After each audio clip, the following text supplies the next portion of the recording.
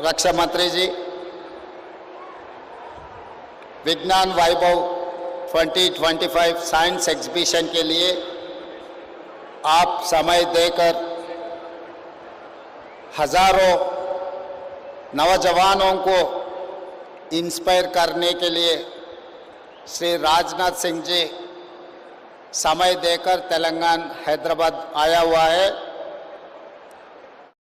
लोग computer science पढ़कर America जाने के लिए कोशिश कर रहा है, इसीलिए हम लोग ये कोशिश किए सांप्रदायिक इंजीनियरिंग पढ़ाने के लिए, देशभक्ति, देश को बचाने के लिए, आगे इस देश को रक्षा करने के लिए आज ये साइंस एग्जीबिशन हमें लगाया।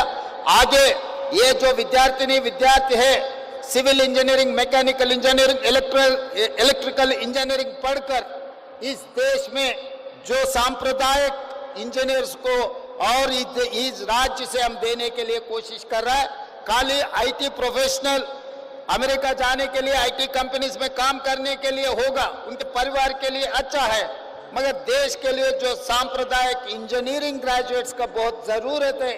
इसीलिए तेलंगाना राज्य ने एक कोशिश किया, ये आज ये एग्जीबिशन के लिए आप समय देकर इतना दूर आए।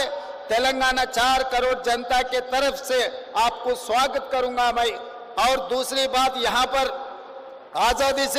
आजादी से पहले भी, आजादी के बाद भी यहाँ पर बीडीएल, एचएएल, मिदानी और डीआरडीओ बहुत सारे सांप्रदायिक देश रक्षा के लिए यहाँ पर प्रोडक्शन में हम लगा हुआ है।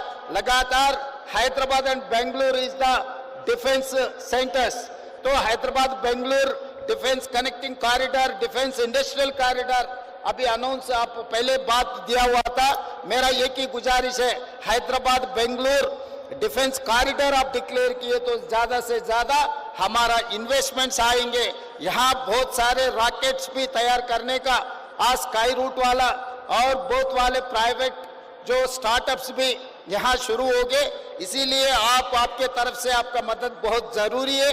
आपके मदद में लेकर तेलंगाना राज्य को हिंदुस्तान में जो डिफेंस में नंबर 1 बनाने के लिए हम लोग कोशिश करेंगे।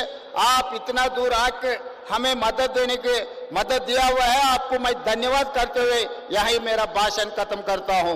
धन्यवाद रक्षा मंत्री जी।